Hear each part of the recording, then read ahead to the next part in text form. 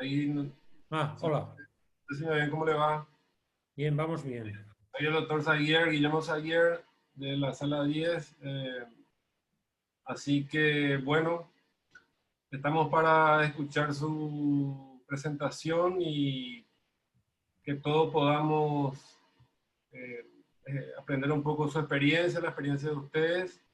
Y le insto a los residentes a participar con preguntas porque en este momento de pandemia lo mínimo que podemos hacer es eh, formarnos con estas clases, con estos intercambios de experiencias con colegas de otra parte del mundo, cosas que increíblemente cuando estamos en libertad no podíamos hacerlo y ahora que estamos presos, prácticamente nos reunimos con colegas de todo el mundo, de Asia, de América, de Europa, cosas que increíblemente la relación es mucho más cercana ahora que estamos presos que en libertad. En libertad estamos un poco nosotros más encerrados, pero ahora prácticamente nos abrimos, ¿verdad?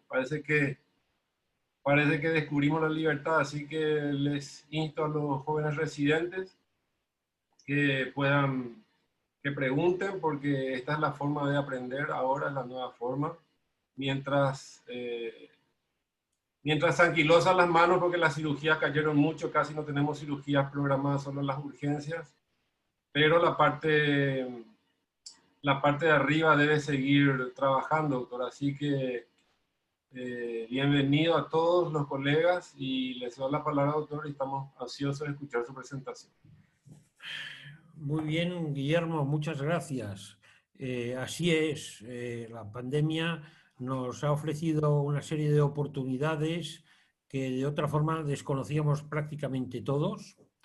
Seguramente no vamos a hacer un congreso nacional o internacional, pues casi nunca más de forma presencial. Por lo tanto, pues yo no podré venir a visitar vuestro bello país, vosotros no podréis veniros a bañaros en el mar Mediterráneo, pero nos veremos cada semana o cada día a través de estas pantallas y nos vamos a tener que acostumbrar a esto porque es el camino de futuro.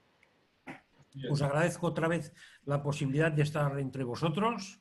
Espero que los residentes que estén aquí en una sala o en sus despachos pues tomen notas y hagan muchas preguntas porque es lo más interesante y sin más voy a empezar. Comentaros que veis aquí la diapositiva que os he puesto.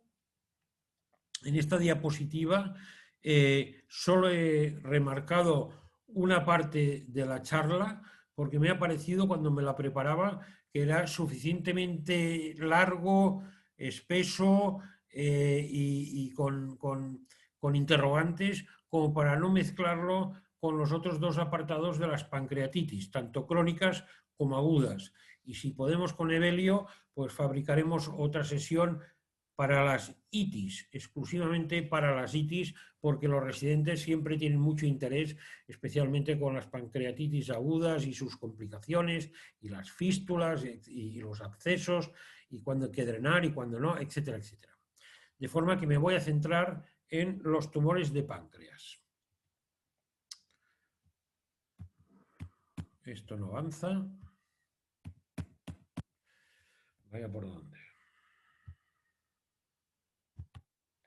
Bien, y de los tumores de páncreas os voy a hablar de dos aspectos del cáncer de páncreas, fundamentalmente del adenocarcinoma de páncreas y de los tumores neuroendocrinos, que yo creo que son muy importantes porque cada vez vemos más y cada vez las sociedades y los consensos cada vez son más importantes. Y entre medio iremos hablando de aspectos técnicos, que esto a los residentes les interesa mucho, que si la DPC, cómo lo hacéis, cómo lo empalmáis, qué pasa con las fístulas, etc. Desde el punto de vista del cáncer de páncreas, os he puesto 3 puntos: epidemiología y lesiones premalignas, diagnóstico, muy importante, porque para discutir estos casos en los comités multidisciplinarios, el diagnóstico y de exactitud de las lesiones es muy importante, y finalmente el tratamiento. Desde el punto de vista epidemiológico, fijaros, la frecuencia del cáncer de páncreas es relativamente bajo. Yo creo que cada vez va aumentando, que actualmente es la cuarta o quinta causa de muerte por cáncer, que el cáncer de páncreas hoy día aún no es curable, a pesar de que están saliendo algunas cosas muy sorprendentes, que los pacientes solo viven el 5% de los que has podido extirpar viven más de 5 años y que ninguno no resecado vive más allá de los 2 años. La mayoría de ellos son adenocarcinomas y la mayoría de ellos están situados en la parte cefálica del páncreas. La clínica, como muchas patologías oncológicas, pues es muy inespecífica, dolor inespecífico, y en la mayoría de ellos, en los cefálicos, la ictericia obstructiva es el primer signo que aparece junto al decaimiento general, que hace que el paciente muchas veces aparezca en los servicios de urgencias amarillos como un canario.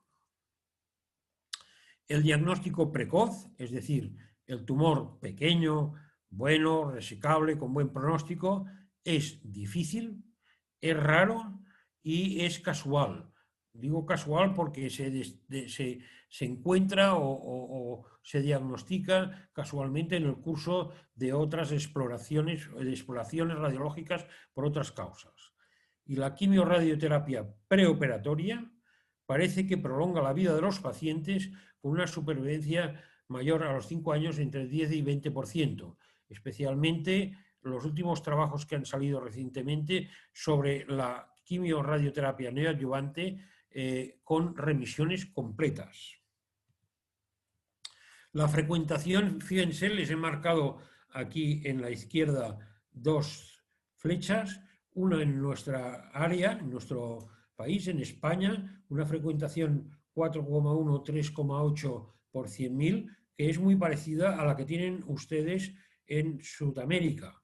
Y tengo aquí Brasil, Colombia, pero fíjense que las cifras prácticamente son muy parecidas. Uno de los problemas que tenemos hoy día es que, como dije muchas veces, la edad poblacional ha aumentado de una forma importante y esto ha hecho que el 40% de la población con cáncer de páncreas en nuestro ambiente, al menos en Europa, tiene edades superiores a los 75 años. Es decir, que así como antes estos enfermos no existían, ahora tenemos enfermos que viven más años, pero hace que la incidencia del cáncer aumente y en el caso del cáncer de páncreas, pues aumente de una forma ostensible, con una mortalidad por duodenopancreatectomía cefálica de 2,5 en edades inferiores a los 75 años y del 12% en los mayores de 75 años. Una gran diferencia. Es decir, que en esta área de aquí los pacientes se han de seleccionar porque son pacientes en general mucho más frágiles. La herencia en el cáncer de páncreas, otro tema interesantísimo. Sabemos hoy día que hay una serie de factores de riesgo, el tabaco, el café, la diabetes, etcétera, etcétera, pero que también hay un riesgo de asociación con otros cánceres, con otras patologías, como es el cáncer de mama y el cáncer de ovario, el melanoma, Petersgeger, la pancreatitis hereditaria y los tumores neuroendocrinos, el MEN1, el hiperlindau y la neurofibromatosis tipo 1. Estos hay que tenerlos en cuenta, son casos contados, no son la mayoría, pero como dicen los gallegos, aquí en España, a verlos, haylos. Un aspecto importantísimo y novedoso de los últimos años, de los últimos 10, 15, 20 años, si queréis, es la aparición, desde el punto de vista epidemiológico, de cuatro grupos de lesiones premalignas, muy importantes. El PANIN, el intraductal papilar mucinous tumor, que puede ser unicéntrico o multicéntrico, el tumor quístico mucinoso y el tumor sólido pseudopapilar. Y os voy a comentar uno por uno. El PANIN viene a ser una expresión preneoplásica del cáncer. en estas situaciones el riesgo es elevado, son enfermos que hacen pancreatitis agudas recidivantes, que tienen alteraciones pancreáticas como estas que veis con fenómenos inflamatorios y de fibrosis, y son preneoplásicos. Se confunden fácilmente con el cáncer de páncreas y con la pancreatitis aguda autoinmune. La pancreatitis autoinmune es una situación muy especial. La neoplasia papilar intraductal, el IPMN, cada vez más son lesiones quísticas intraductales que cuando afectan al conducto principal, al virsum, al conducto principal, la frecuentación de la capacidad degenerativa en un cáncer es muy alta. Son el tipo invasor se acompaña de un 30% de cáncer invasivo y se asocia al 30% en cánceres familiares y de un 10% son esporádicos. Son lesiones cada vez las diagnosticamos más. Antes nadie las diagnosticaba, pero yo estoy convencido de que muchos de los cánceres de páncreas que operamos, primeramente, de una forma primaria, eran estas lesiones. Aquí las tenéis. Esta es una multicéntrica, muchas lesiones a lo largo del páncreas que van a exigir, si se toma una decisión, una pancreatectomía total. Y aquí tenéis una en cabeza de páncreas y sobre todo con algunas inclusiones en su interior. Indicación quirúrgica mayor de 3 centímetros o tumor intaquístico, crecimiento progresivo, multifocal, con una ecoendoscopia más biopsia positiva para células malignas o un CA mayor de 200. El tumor quístico mucinoso, preferentemente en mujeres a veces jóvenes, tienen calcificaciones en su periferia, aquí tenemos dos, aquí a mí me lo tapa, pero también hay otra, tienen un alto continente mucina, la presencia de displasia más de alto grado es altamente sospechosa y se han de operar todos porque el 20% desarrolla cáncer. La semana que viene yo tengo que operar uno como este y otro como el anterior, es decir, 2 lesiones premalignas. Y finalmente un tumor raro, poco frecuente, nosotros hemos publicado solo 4 casos, que es el tumor sólido pseudopapilar. Es un tumor fibroso, de aspecto fibroso, lo ven aquí muy bien, de aspecto fibroso, más o menos bien delimitado, pero que cuando en personas jóvenes, en chicas jóvenes sobre todo, pero que cuando pasa el tiempo tienen una capacidad de convertirse en esto, en un tumor raro, con áreas quísticas, áreas no tan quísticas, como ven aquí, en esta colangioresonancia, y que cuando uno lo extirpa, aprecia todas estas concreciones interiores dentro del quiste, de la lesión, que se corresponden a un cáncer. Por lo tanto, vigilar estos enfermos es muy importante, el seguimiento es fundamental. ¿Cómo se hace este seguimiento? De una forma periódica, con marcadores tumorales, con estudio de amilasa lipasa para el cáncer familiar, con estudios de mutaciones de Carras sobre todo, y finalmente la imaginería. Yo centraría la imaginería en la ecoendoscopia porque esta además te permite ver la lesión a 1 centímetro y te permite hacer biopsias. El diagnóstico, preoperatorio y estadiaje, son 2 cuestiones. Aquí tienen el armamentarium que tenemos y usamos y hay que usarlo. La ecografía y la ecodoppler, el TAC versus resonancia magnética, la colangiotransparitopática o la endoscópica invertida, la RCP, la ecoendoscopia con biopsia, el PET y finalmente la laparoscopia pre-resección. Y ahora les voy a explicar una secuencia de todos ellos. La eco pues permite localizar el tumor, lo ven aquí, con contacto con la porta, con la obstrucción de la vía biliar, y te demuestra, te puede dar el tamaño, la invasión vascular y la presencia o no de ganglios.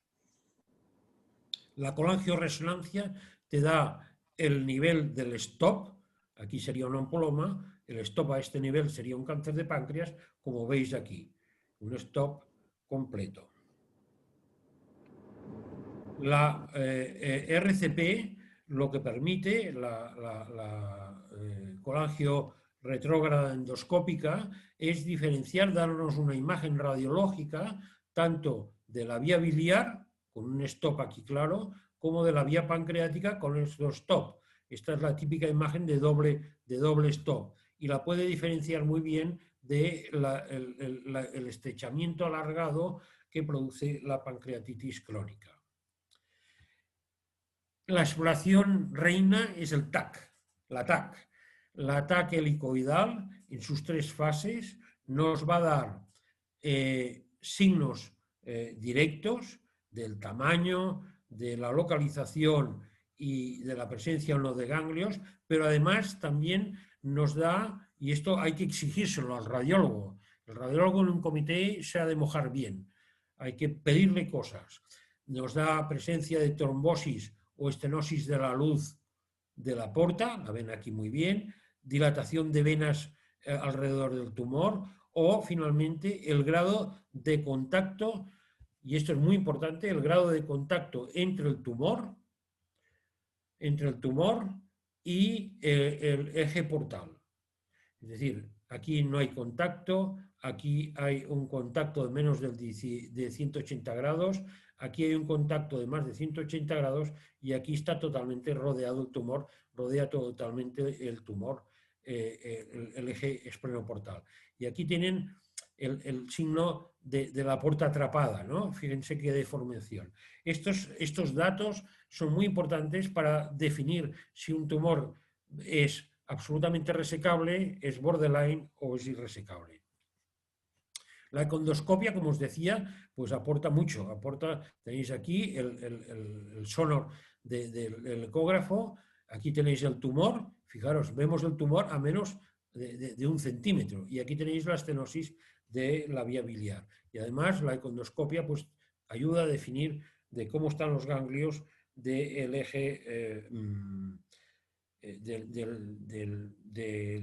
eje de la arteria hepática y de la arteria esplénica, del tronco celíaco, perdón.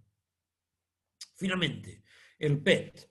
El PET nos ayuda a estadiar, es decir, bueno, tenemos el tumor, parece que el tumor no es muy grande, parece que el tumor es resecable, pero voy a hacer un diagnóstico de extensión por todo el cuerpo para ver si hay diseminación ganglionar o parenquimatosa metastásica de este tumor. Y aquí ven, como en este caso, pues aquí hay unas metástasis, aquí hay unas metástasis, y en uno más reciente que he tenido de una chica hindú aquí en Barcelona con una metástasis en retropectoral, en el pectoral, una gran sorpresa. Un tumor pequeño de 1,5 centímetros en cola de páncreas con metástasis ganglionares y una de ellas palpable, se palpó, en un ganglio recto pectoral. Finalmente, para mí, yo no lo he dejado de hacer nunca esto, siempre desde que lo impusimos hace 10 años, 10, 15 años en nuestro hospital, siempre lo hacemos, es dice, quien mira primero no mete la pata. Bueno, pues antes de empezar a hacer una laparotomía, como veis aquí, que está marcada, introducimos el laparoscopio para asegurarnos de que no hay diseminación metastásica tanto en el hígado como en el peritoneo, no detectado por ninguna de las exploraciones anteriores. Esto te hace retirarte porque esto es un estadio 4, por lo tanto no tiene ningún sentido hacer una cirugía en estos pacientes y lo que hay que hacer es ponerlos en tratamiento quimioterápico. Por lo tanto, tenéis aquí la secuencia, ¿no? Primero la eco, después la endoscopia, después la laparoscopia, la eco-laparoscopia, para llegar a un diagnóstico preoperatorio de extensión TNM. Y en función de este, decidir si el tumor es resecable o no. Esto es lo que encontraréis en los libros, ¿no? A partir de una exploración de un tumor, se va haciendo todas las exploraciones, se van siguiendo y te va diciendo te va diciendo si el tumor es resecable, si está en condiciones de llevarlo a la cirugía o no. Y finalmente la laparoscopia es la que te dice si lo vas a resecar o no, y si es que no, pues pasamos al tratamiento quimioterápico, quimiorradioterápico o paliativo exclusivamente. Y finalmente el tratamiento. El tratamiento, aquí las cosas han cambiado mucho. En los últimos años operamos más enfermos, pero resulta que los operamos, como hemos dicho antes, a unas edades que se asume un riesgo de morbimortalidad mucho más importante. Que por lo tanto estos pacientes mayores de 75 años son más frágiles y hay que prepararlos de una forma adecuada. Si los enfermos no reúnen unas condiciones mínimas generales, no deben de ser operados. No deben de ser operados. La definición de resecabilidad. Y este es el punto clave de toda la película. Hoy día los pacientes, los tumores de páncreas se dividen en tres grupos: en tumores localizados y resecables, en tumores borderline, resecables, no resecables, y en tumores diseminados o irresecables. El punto clave, cuando uno en medicina divide los grupos en tres, A, B o C, el B siempre es el más difícil, porque hay Bs que tiran hacia la A y hay Bs que tiran hacia el C. Entonces, lo que es importante es los equipos multidisciplinarios es decidir. De tal forma que, fijaros, aquí tenéis la definición. Si podéis hacer una foto de esto, no es personal, por lo tanto la podéis hacer. Los tumores localizados y resecados, es decir, que no hay invasión del eje portomesentérico, que no hay afectación de la arteria mesentérica, que, etcétera, etcétera, son enfermos que van a ser tratados quirúrgicamente con hoy día prácticamente todos, con una neoadyuvancia. Los tumores borderline, que son los tumores que no tienen diseminación metastásica a distancia, pero que tienen un cierto contacto con el eje portomesentérico o atrapamiento y hasta un cierto contacto con la arteria mesentérica superior, son enfermos que no deben de ser operados de entrada. Deben de ser sometidos a una neoadyuvancia. Fijaros que hoy día la neoadyuvancia en el cáncer de páncreas, en estos dos grupos, prácticamente es el mismo. Y después de la neoadyuvancia se toman decisiones, se vuelve a reevaluar el caso. Y finalmente tenéis los tumores borderlines, que han hecho quimiorradioterapia y que han pasado 3 meses y que el tumor ha evolucionado hacia la irresecabilidad o la diseminación, son enfermos que no se deben de operar nunca. Es decir, que fijaros, desde la resecabilidad que tenemos aquí, y este es el eje pancreático, con todas sus implicaciones con el eje portomesentérico, la arteria mesentérica, el tronco celíaco, la vía biliar, etc. Vamos desde unos niveles de resecabilidad cada vez menos a una situación borderline y a una situación de irresecabilidad. No irresecabilidad, intractabilidad quirúrgica. ¿Existen lesiones dudosas en el páncreas? ¿Lesiones tumorales dudosas? Pues sí, a verlas, haylas. Y eso crea muchas discusiones a veces en los comités. Un 15% o un 15% de las DPCs son hechas por presunción de cáncer. Y cuando tiene el patólogo la pieza te dice que es un tumor benigno. Por lo tanto, la ha sometido a una cirugía innecesaria. El 30% de estos pacientes son pancreatitis autoinmunes, que se resuelven con tratamiento con corticoides. Para poder dilucidar esto, la sensibilidad y la especificidad de la RCP y de la PAF percutánea, no endoscópica, percutánea, es muy baja, pero la sensibilidad de la ecoendoscopia más la biopsia con aguja gruesa con True Good es más alta, pero sabemos que esto es explorador dependiente, es decir, que depende del señor, del especialista que haga esta prueba. Por lo tanto, la estrategia actual ante lesiones dudosas, si no hay otra patología, si la AP no aclara, está indicada una nueva biopsia, hay que repetirla. Y cuando hay una sospecha de una pancreatitis autoinmune versus cáncer de páncreas y no se aclara la situación, lo mejor es hacer un tratamiento corticoideo durante 3 meses y repetir la biopsia. Cuando a pesar de todo esto hay dudas, Brennan, el Memorial, nos dice que lo que hay que hacer es resecar la cabeza de páncreas. Y generalmente cuando esto pasa así, pues nos encontramos un cáncer detrás. Bien, ¿cuál es la cirugía? Y ahora vamos a la técnica. Pues en la cabeza la duodenopatectomía cefálica, en el cuerpo y cola una pancreatectomía distal, una esplenopancreatectomía distal, porque así incluyes los ganglios del hilio esplénico, y cuando la lesión es difusa, pues lo que hay que hacer es una pancreatectomía total. Sabemos que cuando hacemos una pancreatectomía total, no aumentamos la supervivencia en relación a una duodenopatectomía cefálica. Y lo que sí aumentamos es la comorbilidad.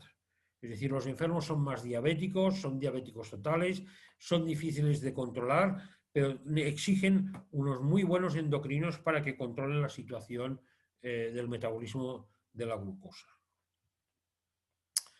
La DPC en la cabeza de páncreas pues incluye la vía biliar, los ganglios del hilio hepático, todo el marco duodenal, hay que hacer una maniobra de Kocher, una sección a nivel de la primera porción yeyunal, hay que descruzar el yeyuno y la sección del páncreas suele ser por encima del eje esplenoportal.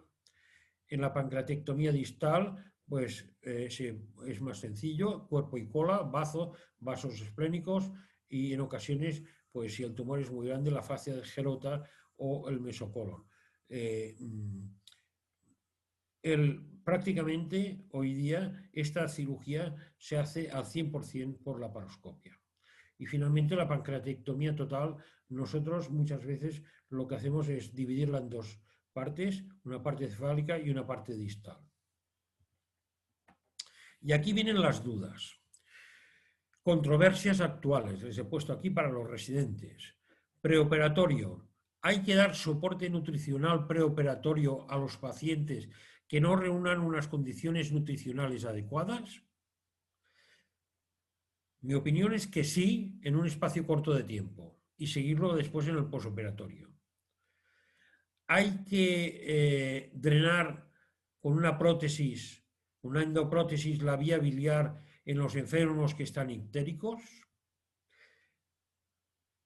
Las prótesis crean más complicaciones posoperatorias después, especialmente de infección.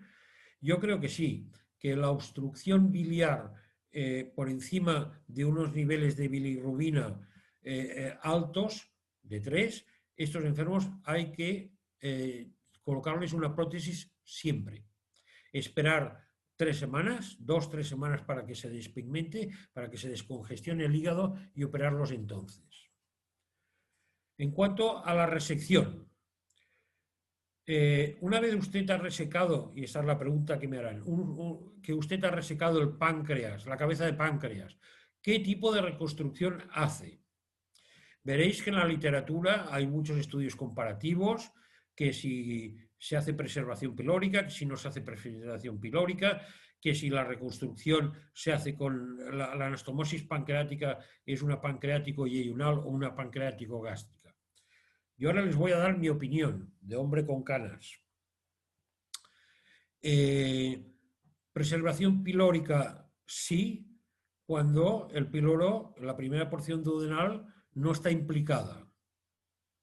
Por ejemplo, el adenocarcinoma de ampolla de Batter, los tumores del proceso uncinato. Pero fuera de esto, la conservación pilórica no disminuye las retenciones gástricas, a la larga se comporta funcionalmente como una gastroileonostomía. La de linfadenectomía hay que hacerla muy extendida, muy ampliada, o puede ser regional. Mi opinión es de que los enfermos no van a vivir más o menos con una linfadenectomía más amplia, a la japonesa, no viven más, lo único que puedes tener es un poquito más de información, pero no aumenta la supervivencia. Por lo tanto, en enfermos mayores de 60 años no arriesgues a hacer linfadenectomías de 5 horas. En cuanto a la reconstrucción, nosotros hemos hecho siempre una reconstrucción pancreático-yeyunal látero-terminal, como la que tienen en la izquierda, y la hacemos tutorizada. Si en el momento de la intervención encontramos una vía biliar por la prótesis o por lo que sea, que hay infección biliar, si creemos que es adecuado dejar un tubo de Kerr en la vía biliar. Y en la vía pancreática, en la anastomosis que tienen aquí abajo, pancreática, siempre dejamos un tutor, un tubito fino multiperforado que sale a distancia, lo sacamos a distancia y lo exteriorizamos. No lo dejamos abandonado, porque creemos que todos estos tubos, la mayoría de ellos, se endurecen con el tiempo y lo que interesa es que la anastomosis pancreático-yeyunal sea persistente para que el páncreas que tú dejas pueda drenar jugo biliar al intestino. Bueno, complicaciones no les voy a hablar porque están definidas, muy bien definidas y muy bien evaluadas en los consensos del International Surgical Group of Pancreatic Surgery. Lo encontrarán en la literatura, en donde estos grupos internacionales, entre el 2013 y el 2017, han definido todo lo que son qué es una fístula pancreática postoperatoria, qué es una hemorragia postpancreatectomía y qué se debe hacer, y qué es el emptying gastric, la dificultad del vaciamiento gástrico y cómo se debe tratar. Por lo tanto, mi consejo es que vayan a la literatura, que vayan a consultar en la literatura estos trabajos que lo definen todo muy bien. A pesar de ello, han de tener en cuenta que es una cirugía que se asocia de una morbilidad del 40-60% y de una alta mortalidad. Buenos días, Elvin. Finalmente, me gustaría hablarles de la cirugía mínimamente invasiva en el cáncer de páncreas. Y os lo he puesto aquí como definiciones. La cirugía laparoscópica, para nosotros, es estándar en las resecciones de cuerpo y cola, esplenopancreatectomía distal, son factibles en la cefálica, DPC, en centros muy especializados y en casos muy bien seleccionados. No es lo mismo un carcinoma de la ampolla de Vater que un carcinoma de cabeza de páncreas. No es igual. La cirugía robótica, que ahora está tan de moda, es altamente precisa, yo lo he visto, son 8 horas, 8 o 10 horas, pero es muchísimo más cara. Por lo tanto, bueno, pues los centros que tienen un robot pueden utilizarlo sabiendo que van a gastar muchas horas, pero es mucho más precisa. Y otro aspecto que os quería comentar, que ya lo he puesto como diagnóstico, es la utilidad de la laparoscopia preresección. Desde mi punto de vista debe de imponerse en casi todos los casos, especialmente en las cirugías de rescate tras una quimioradioterapia previa verificación radiológica de la reducción tumoral. Las metástasis hepáticas del cáncer de páncreas son pequeñitas, son poco densas, se ven poco los TACs y la diseminación peritoneal, como han visto, pues siempre está ahí y es una sorpresa. Y hay que evitar de hacer laparotomías en estos pacientes. En conclusión, el estudio y tratamiento precoz del cáncer hereditario del cáncer hereditario, es decir, de todas las lesiones que les he enseñado, yo la semana que viene tengo que operar 2, es el futuro, porque esto es prevención del cáncer. Hay que mejorar el diagnóstico. Mejorar el diagnóstico significa mejorar después la selección de casos para la cirugía. Es decir, cuanto el diagnóstico del cáncer sea más preciso, el TNM sea más preciso, podremos seleccionar mucho mejor los pacientes y tener más éxito. La cirugía de resección se asocia a complicaciones, fundamentalmente la fístula biliopancreática, la hemorragia postoperatoria y la retención gástrica. Y esto está muy bien definido en los consensos de este grupo del ISGPS. La cirugía mínima invasiva, laparoscópica, es factible. A corto plazo tiene mejores resultados, especialmente en la esplenopancreatectomía distal. La quimiorradioterapia debe plantearse siempre antes de una cirugía de cáncer de páncreas.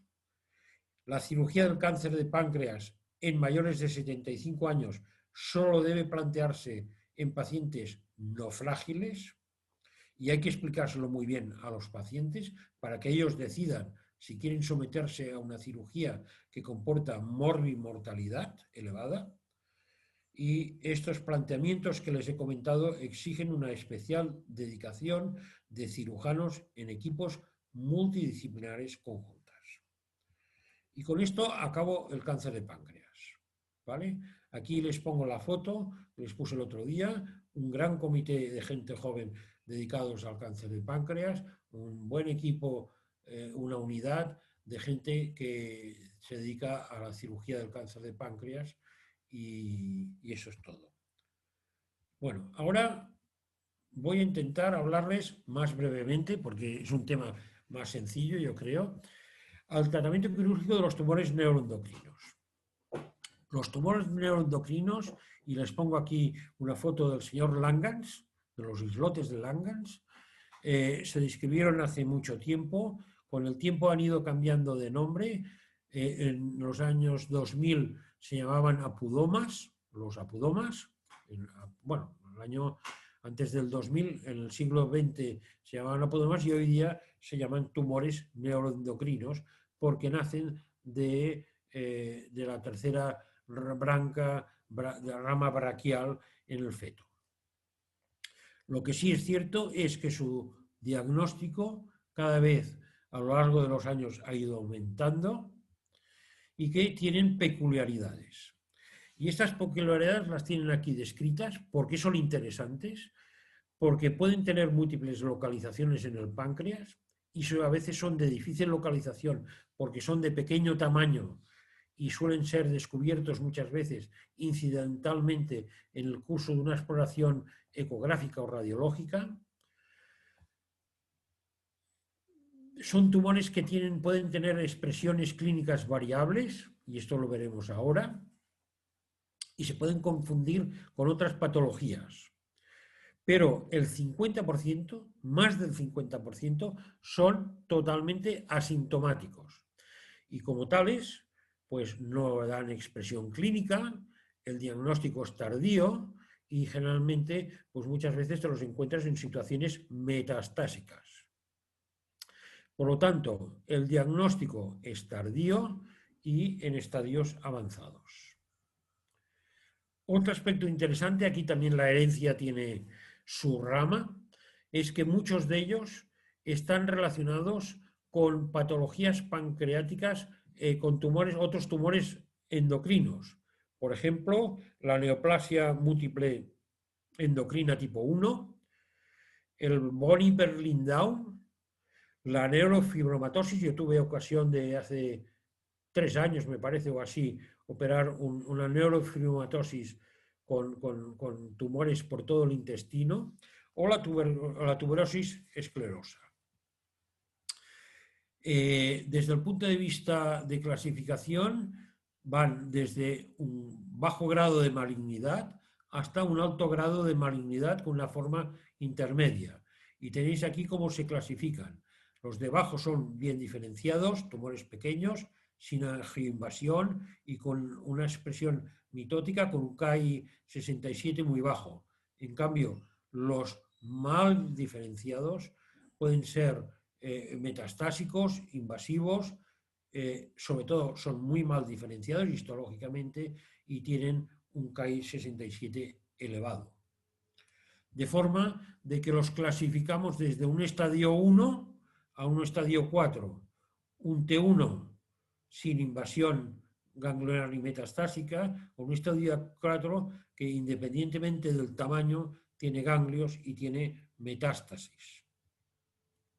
Y hoy día se asocia al TRM el grado mitótico, expresado por el KI67, por el índice KI67 en grado 1, menor de 2, grado 2 entre 2 y 20 y grado 3 mayores de 20. Es decir, que hoy día se exigen esta doble clasificación para tener una idea concreta de cómo va a ser el pronóstico de estos tumores.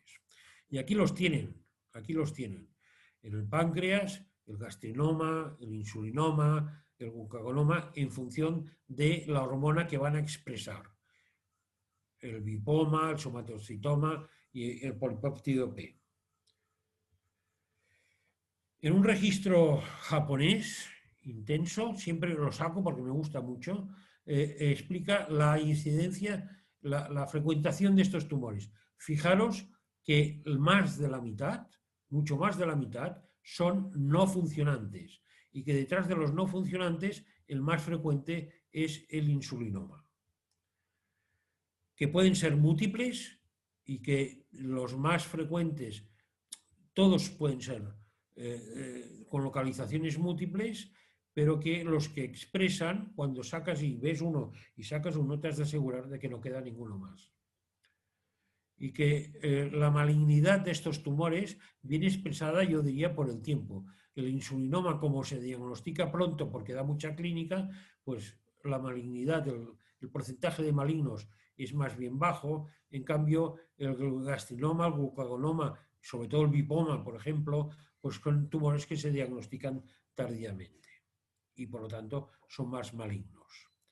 Y al final, como en el páncreas, en el cáncer de páncreas, el diagnóstico se basa en el opteoscan, la gamografía marcada con somatostatina, en la cromogranina A, que es una expresión de metabolito de eliminación por la orina, el 5-hidroxioxalacético y los 3 específicos para cada uno de los tumores, ¿no? La glucosa, la gastrina, el glucagón, el polipéptido VIP o la somatostatina. Y que finalmente el diagnóstico fundamental es la ecoendoscopia y la biopsia. En definitiva, el diagnóstico, pues si se da en el contexto de un MEN1, uno ya sabe que se puede encontrar un Zollinger-Ellison. El TAC, la resonancia, el PET, el octoscan, el 5-hidroxiindolacético, la cromogranina A, pero todo esto está muy bien, pero al final el diagnóstico es casual o tardío en fases avanzadas. El insulinoma lo tenéis aquí, suele ser un tumor pequeño, se puede extirpar por la laparoscopia si está bien localizado, se puede nuclear y si no es posible, pues hay que hacer una resección pancreática. Y en todos los casos hay que hacer un control intraoperatorio de insulina para asegurarse de que no queda otro segundo tumor. El gastrinoma, bueno, pues todo el mundo lo conoce, ¿no? La úlcera péptica, el reflujo, las diarreas, en dos situaciones. Zollinger-Ellison en un contexto de un MEN1, y en este caso los tumores son más localizados en el duodeno y son múltiples, y el Zollinger-Ellison sin MEN1, y está más localizado en el páncreas que en el duodeno. La econdoscopia, pues lo mismo, sigue siendo importante. Aquí tenéis un gastrinoma y aquí tenéis el octeoscan y aquí tenéis la pieza que colgaba del cuerpo del páncreas, colgaba como quien dice. Es decir, que pudimos hacer una pura enucleación. Y aquí tenéis, en el contexto de un Zollinger-Ellison, todos estos tumorcitos del duodeno que exigieron una duodenectomía total con conservación de un poquito de la mucosa alrededor de la papila de váter para poder subir un asa de intestino y convertirla en duodeno. El glucagonoma yo diría que es un tumor muy raro. Yo he visto uno en mi vida, pero el que vi era un enfermo muy grave. Llevaba 2 meses, volvía yo de vacaciones en verano, me lo encontré, los médicos de medicina nos hicieron una consulta porque le encontraron un glucagón alto y lo más característico es el eritema necrótico migratorio. Estuvo yendo al dermatólogo poniéndole pomadas en este eritema necrótico migratorio durante más de 3 años. Aquí lo tenéis, cuando le hicimos un TAC, vieron este tumor y dijeron, oh, tiene un tumor en el páncreas. Y yo les dije, bueno, pues pedirle un Octoscan. Y fijaros el Octoscan como marcó. Era un enfermo que vino casi en coma, desnutrido, en muy mal estado general, lo tuvimos que recomponer y después operarlo. Y este hombre está vivo. El lipoma es otro tumor raro, poco frecuente. Lo clásico son las diarreas acuosas, el flushing cutáneo y la elevación del péptido.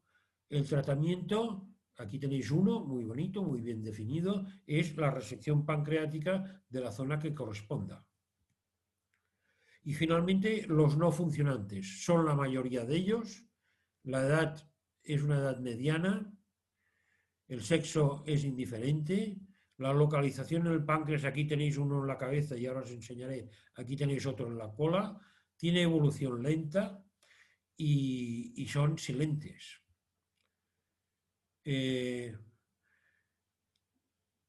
La resección quirúrgica en estos tumores es la única opción potencialmente curativa con una pancreatectomía más o menos extensa.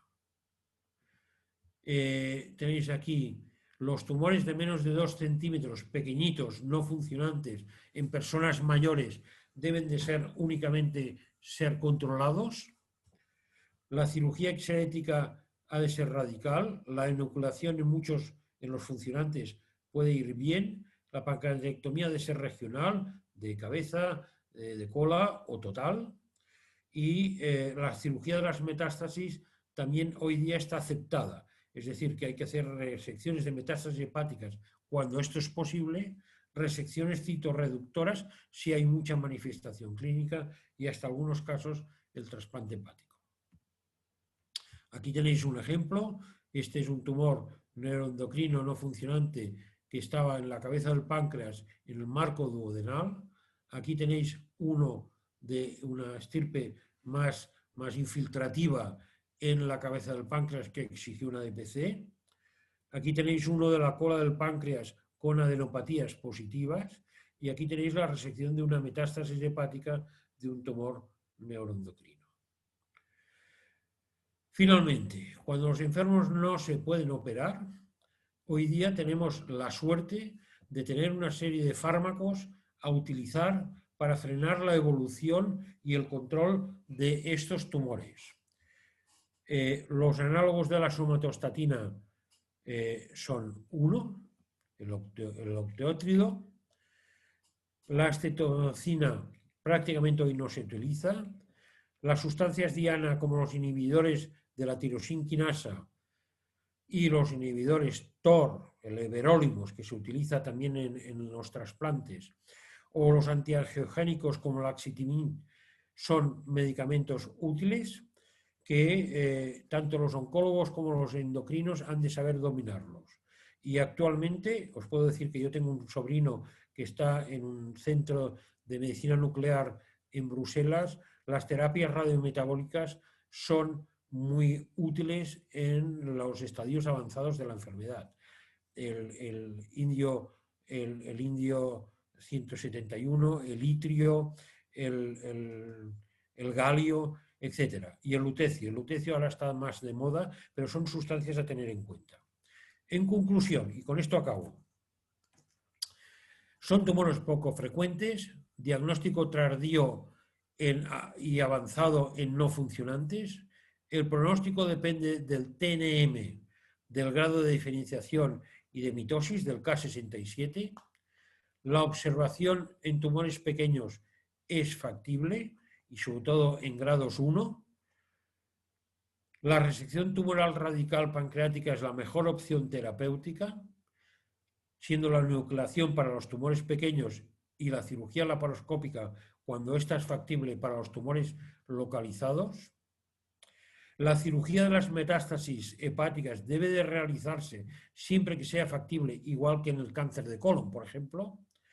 Y también se es factible utilizar técnicas no tan agresivas en las situaciones no extirpables, como es la radiofrecuencia, la TAE, la TACE y ahora la SIR. Se ha puesto de moda el iridio radiactivo.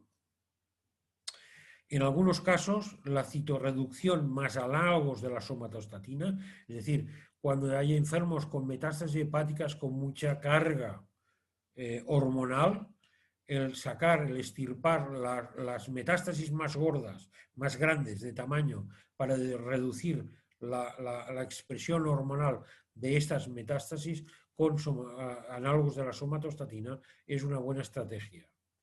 Y decir que los actuales fármacos, pues bueno, es lo que está de moda y lo que en los centros modernos se está utilizando cada vez más. Y finalmente, como no, como siempre, los equipos multidisciplinarios dan los mejores resultados. Y bueno, con esto acabo, les doy la palabra a ustedes. Si me permiten un momento, a ver si lo puedo poner en marcha. Les voy a poner en marcha una película que no la he puesto en marcha, no sé por qué. Vamos a ver si se puede poner en marcha y si no, pues lo siento, me sabrá muy mal.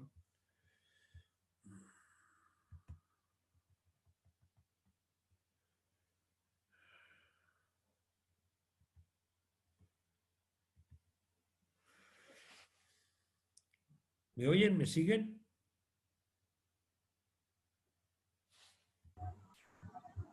Perfectamente.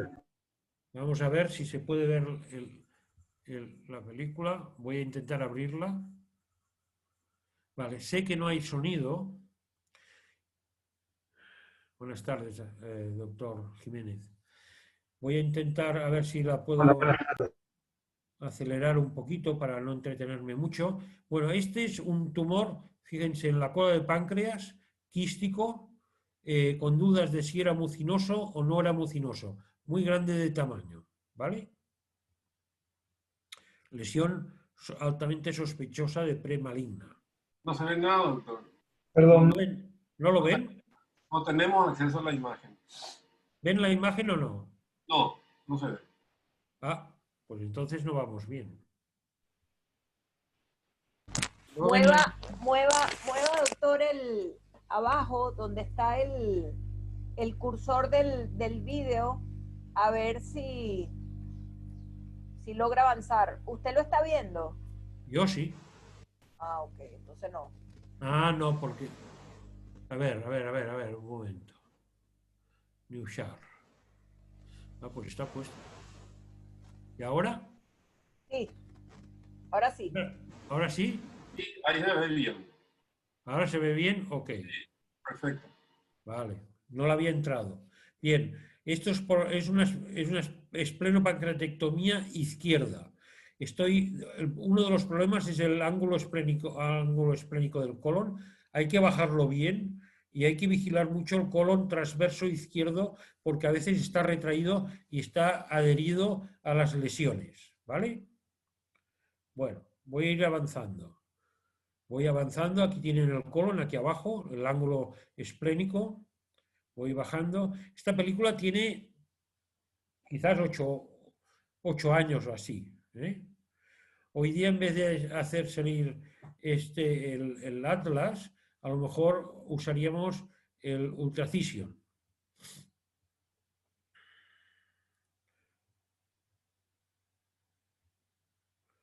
Bien, sigue. Intento. La maniobra siguiente es abrir, separar el espacio entre el mesocolon transverso y el borde inferior del páncreas. Porque de esta forma podemos crear un túnel por debajo del páncreas y visualizar sobre todo los vasos esplénicos. Antes de hacer esto, lo que hacemos es abrir la transcavidad de los epiplones, como veis aquí. e intentamos localizar el arco que hace la arteria esplénica a nivel del cuerpo del páncreas para ligarla, para reducir así la hemorragia que podamos tener. Fijaros que el bazo no es un bazo normal, es un bazo grande de tamaño. Sigo. Si quieren preguntar cosas sobre la técnica, me dicen, ¿eh? ¿Me oyen? ¿O no me oyen? Sí, se oye perfecto. Vale, vale, vale. Pueden preguntar, ¿eh? Preguntar o discutir.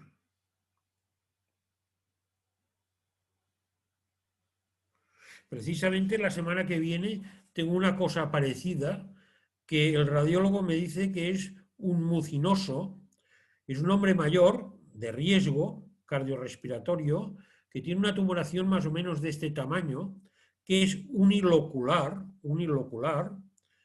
que me dice que es altamente, tiene concreciones internas y me dice que es altamente sospechoso de un tumor mucinoso, como los de ovario, ¿eh?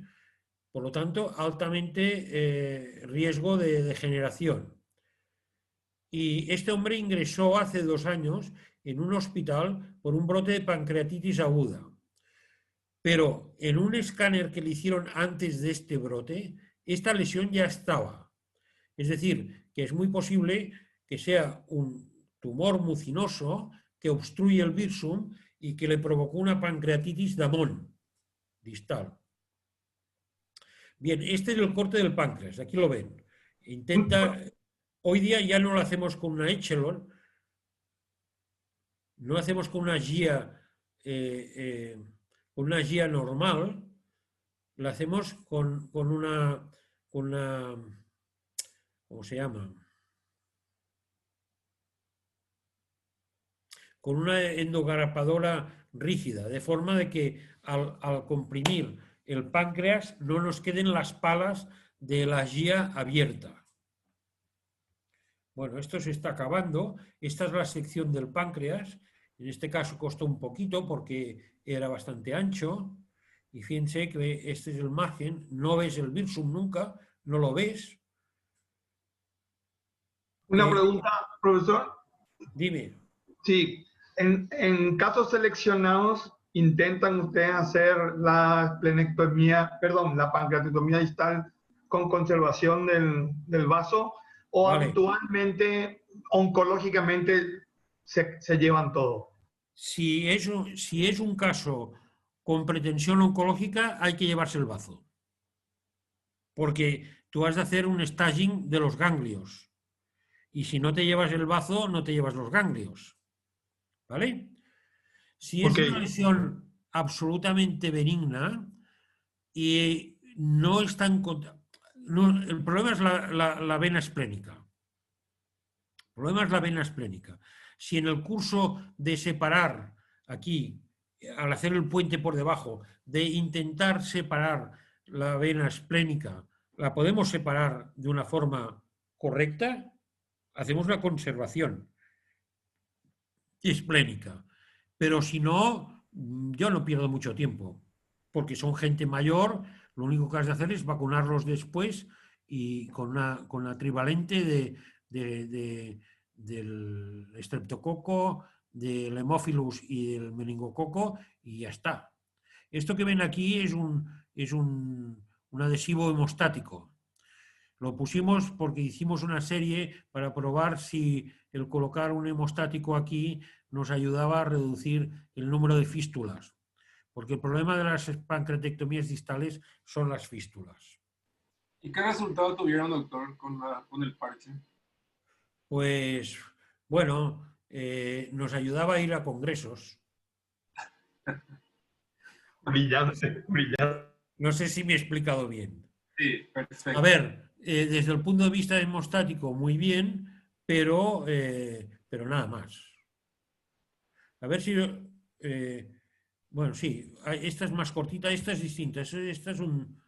A ver, no sé si podré entrarla, es curioso. Ok, a ver, vamos a ver. Voy a intentar pasaros esta. No sé por qué no la coge.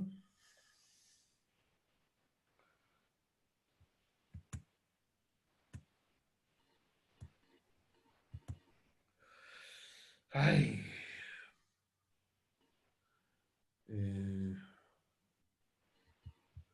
Está estático, no puedo. No puedo moverlo. Deje de compartir la pantalla y vuélvala a compartir, ¿no? A ver. Sí, ya. A eso voy.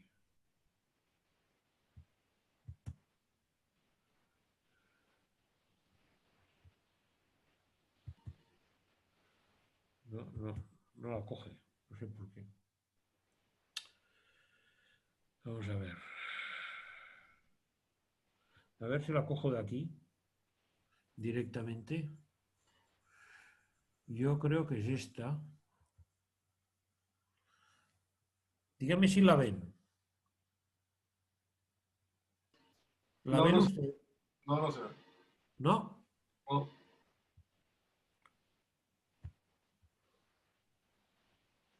No la ven. no. Y cierra la presentación, porque creo que la presentación es la que está Bloqueando. tomada cuando usted puso compartir pantalla. Vale, ahora la he cerrado. A ver. Es esta. ¿Y ahora? Sí. Ok. Perfecto. Vamos a ver. Este es un caso que yo viví personalmente de una forma, es un tumor neuroendocrino de cola de páncreas, de hallazgo casual en un señor que se miraba si tenía un...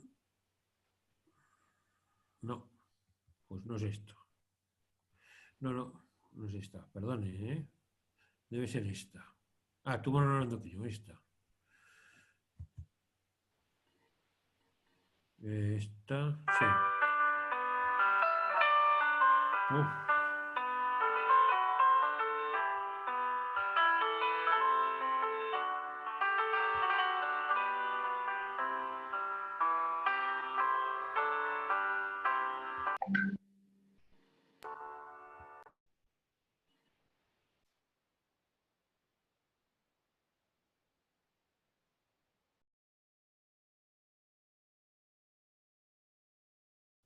¿Me oyen ahora? Y Sí, se escucha. ¿Me perfecto. oyen? Y se ve también. ¿Me pueden oír? Sí, doctor. Parece que él no puede escucharnos.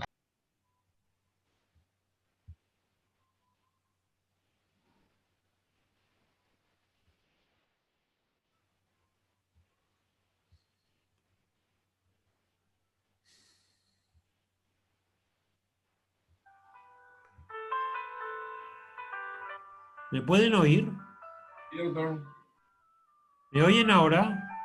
Lo oímos, doctor, pero súbale el volumen ahí y usted lo va a bajar en el audio, nada más, en el video, porque le está bajando volumen a su computador.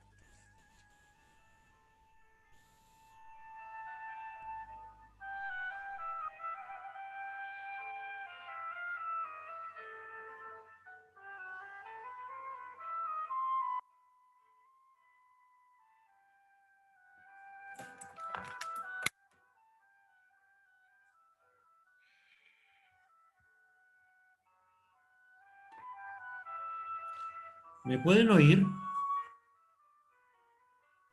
Sí, doctor.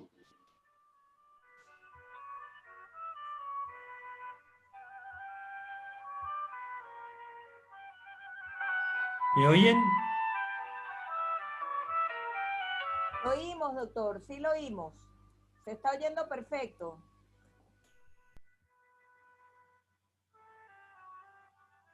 ¿Me oyen?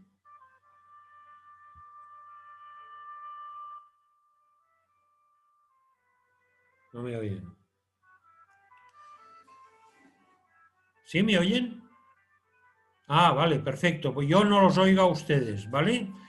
Fíjense que hay un signo de hipertensión portal segmentaria.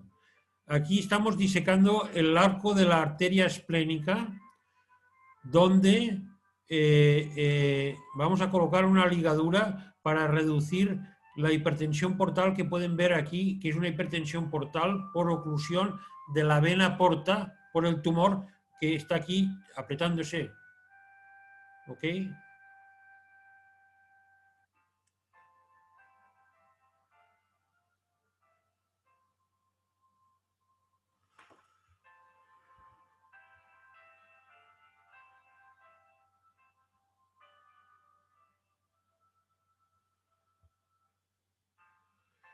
La disección sigue por el margen de la curvatura mayor gástrica hasta llegar a separar los vasos cortos. Vasos cortos que son, bueno, muy generosos, ¿no? Por lo que se puede ver.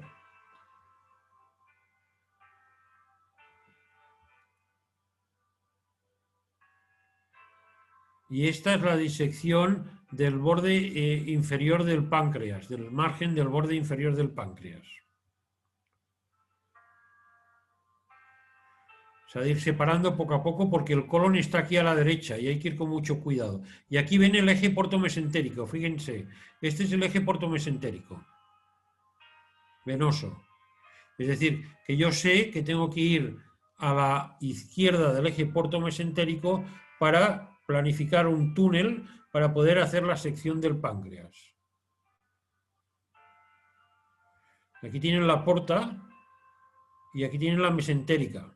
Y estoy haciendo un túnel para prepararme con el páncreas aquí a la izquierda, para poder ver por dónde sale la vena esplénica y poder hacer un túnel por debajo para poder pasar la guía, la endograpadora. Mismo problema con el colon transverso, hay que ir con mucho cuidado siempre.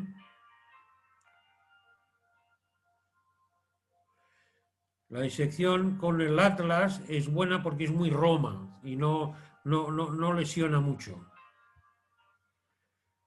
Lo que cuesta más para nosotros es los operamos en posición horizontal, de forma que lo que es más costoso siempre al final es la disección del peritoneo posterior esplénico, la maniobra de Gómez y Gómez clásica que hacemos con un enfermo de lado, pues aquí la tenemos que hacer por debajo y es un poquito engorrosa. Cuando hacemos una esplenectomía por una enfermedad, los enfermos los ponemos de lado y oblicuados. Aquí no, el enfermo está en posición horizontal y a veces lo que hacemos es movilizar un poquito la mesa para lateralizarla.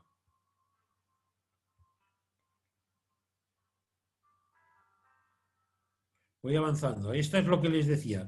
Aquí siempre es más engorroso porque, sobre todo con bazos un poquito grandes, pues cuesta tener una buena visión. Bueno, y ahora no sé qué ha pasado aquí.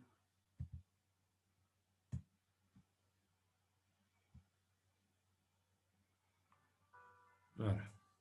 Bueno, fíjense, aquí ya está seccionado el páncreas, Me lo he saltado, pero bueno, no pasa nada. A ver si se ve la sección. No. Aquí ya está el páncreas seccionado. Aquí tienen la endograpadora que secciona. Usamos si hacemos una guía blanca de grapa pequeña para que quede el visum colapsado. Y aquí va el tumor, como veis, va el tumor con el páncreas. Y lo que hacemos es levantarlo hacia arriba para poder acabar de hacer la disección. Y esto es lo que les decía, esta es la maniobra más engorrosa. Al final la pieza queda suelta y a veces si con un bazo grande, pues como siempre, cuestan un poquito. Una pequeña incisión, si el hombre es mayor, aprovechamos 2 orificios de 2 trócares para juntarlos para hacer una sola incisión para extraer la pieza, y si es una persona joven, la hacemos por una vía suprapúbica. Un poquito de hemostático y un par de drenajes y ya está. ¿vale? Tachosil, esto es un poquito de tachosil. Un par de drenajes que los sacamos al cabo de 8 días y aquí tienen la incisión que hemos aprovechado. Ah, no, esto es el chifoides, la incisión que hemos aprovechado. Este era el tumor y era un carcinoma neuroendocrino de 5×8 de bajo grado. Bueno, pues esto es todo. Bueno, no acaba. Fíjense, 2007, ¿eh? Muy bien. Bueno, pues ahora me pongo a su consideración y me hacen todas las preguntas que crean convenientes.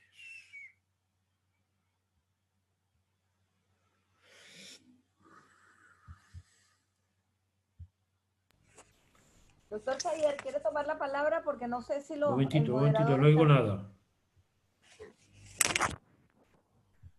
Vale, ahora. No lo vemos, doctor. Yo les oigo bien, no me veo a mí mismo. Tiene que si puede habilitar su cámara. Sí, es lo que estoy intentando, a ver. No, tengo que... Dejar de compartir la pantalla. Compartir pantalla, sí. No, dejar de compartir. Pero sí se le ve, Guillermo. ¿Se le ve al doctor? No, yo no lo veo. Perfectamente, perfectamente. Que deje compartir para que se puedan ver todos. No, yo no me veo, ¿eh? A ver, ahora. Ahora sí. Ok. Buenas tardes a todo el mundo. Doctor. Una pregunta, doctor. ¿Qué usted piensa del PET scan? Porque nosotros tenemos el PET scan, no en el hospital, pero ahí es muy costoso y en teoría tendríamos que pedir cuando sospechamos que ya hay metástasis que no vemos normalmente a la tomografía o a la... Sí, básicamente a la tomografía.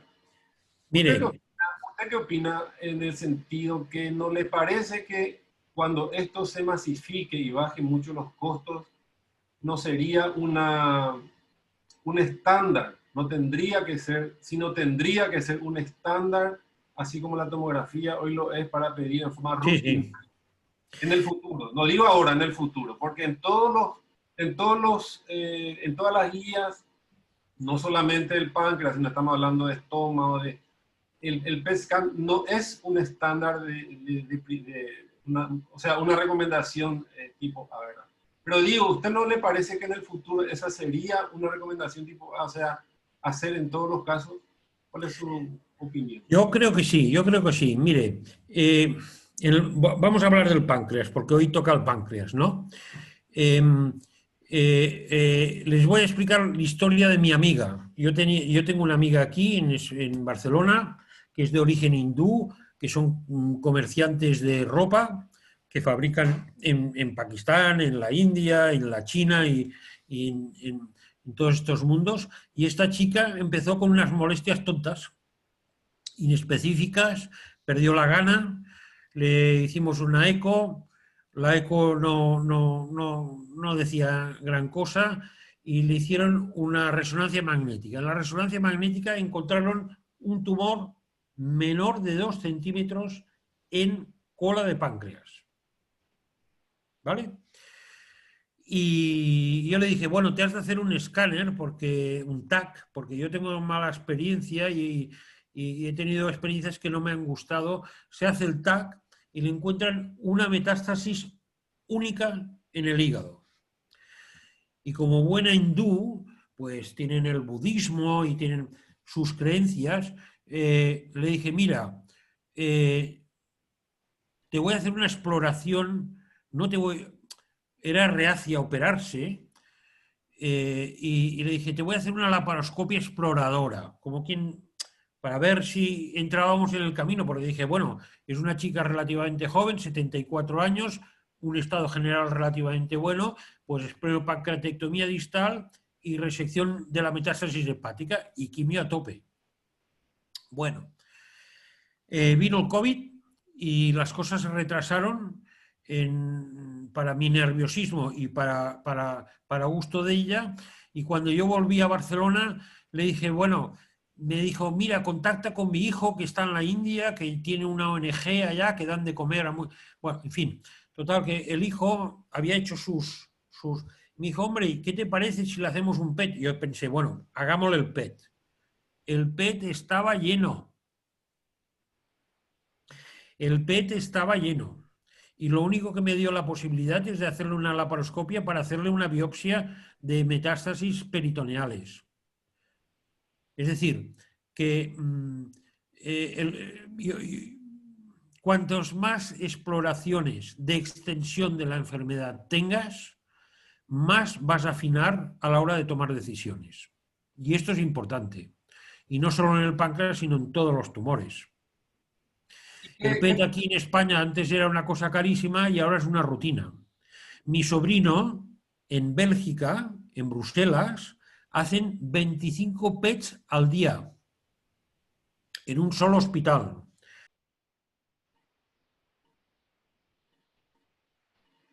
No se le escucha, doctor. No se le escucha. El audio se suprimió. Ahora sí. Ahí sí. Vale. ¿Me siguieron la historia que les expliqué? Sí. Bueno. Una pregunta, doctor. Las metástasis que encontraron al PET, pero no vieron a la tomografía, ¿qué tamaño y ubicación? Porque las metástasis de cáncer de páncreas son poco densas. Y al ser poco densas, tienen la densidad muy parecida al parénquima hepático y entonces no dan la cara. En la resonancia me hablaba de una. Cuando yo puse el tubo, había varias.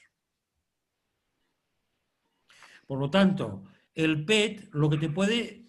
Todas estas técnicas te ayudan a excluir enfermos que no van a tener un futuro para una cirugía inmediata.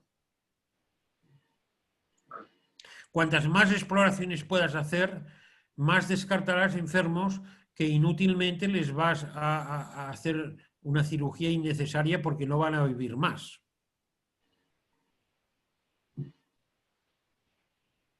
Creo que alguien preguntó otra cosa, doctor. ¿Sí? Que levantó la... ¿Quién pregunta? Doctor Artigas, ¿podría hacerle una pregunta? Sí. El doctor ya, usted había hablado de vaciamiento ganglionar, y se refirió al vaciamiento ganglionar tipo japonés.